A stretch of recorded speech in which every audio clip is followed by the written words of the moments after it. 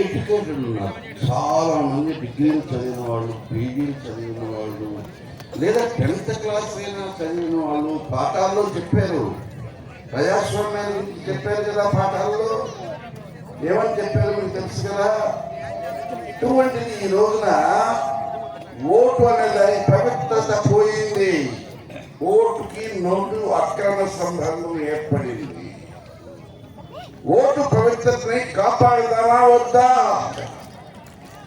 Vote పవిత్ర మనకి వచ్చేటప్పుడు శిక్షణ మీద పవిత్రమైన ఓటు వెళ్తుంది చదివా కదా. ఆ పవిత్రత పోయింది. అక్రమ సంబంధం ఉంటే మీకు అర్థమై ఉంటుంది.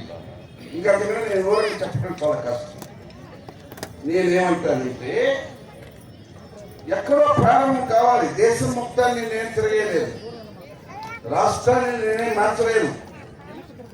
రాష్ట్ర దేశం ఆ ఏలుబడులు ఆ పార్టీలు అయిపోయింది. నెక్స్ట్ స్థానిక సంస్థల్లో అయినా సరే దయచేసి మనమంతా ఓట్ ఎగరెస్ట్ నోట్ అనే దాని మీద, అనే స్లోగన్ మీద మనమంతా ఉద్యమం లాగా టేకప్ చేద్దాం, ఒక ఉద్యమం చేద్దాం. నోటు తీసుకోకుండా మంచి నాయకులు ఎన్నుకుందాం.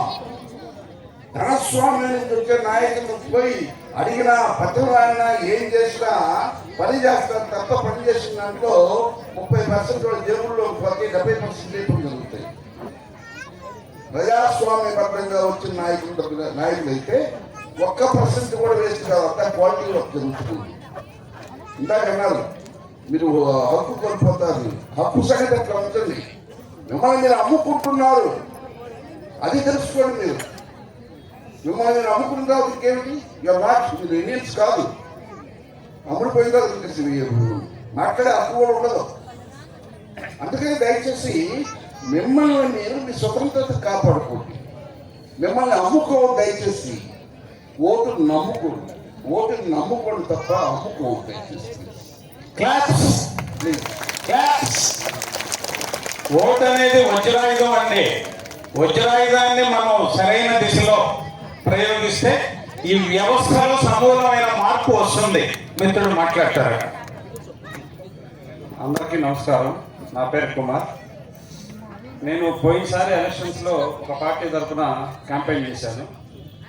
ఈ క్యాంపెయిన్ చేసినప్పుడు గమనించినటువంటి విషయాలు ఏంటంటే, ఈ ఓటుకు నోటు అనే దాంట్లో ఎక్కువ మంది పేదవాళ్ళు లేదా కొంచెం ఇంకా దిగజారిన వ్యవస్థలో ఉన్నటువంటి వాళ్ళు ఎక్కువ మంది దానికి ఆకర్షితులయ్యారంటే ఏమైనా అనుకోవచ్చు. కానీ ఎక్కువ మంది చదువుకున్న వాళ్ళు, యువత, 18 ఏళ్ళు నిండిన వాళ్ళు, 25 ఏళ్ళ లోపు ఉన్నటువంటి యువత బాగా ఈ డబ్బు కోసం ఓట్లు నమ్ముకోవడంలో చాలా ప్రముఖ పాత్ర పోషిస్తున్నారు.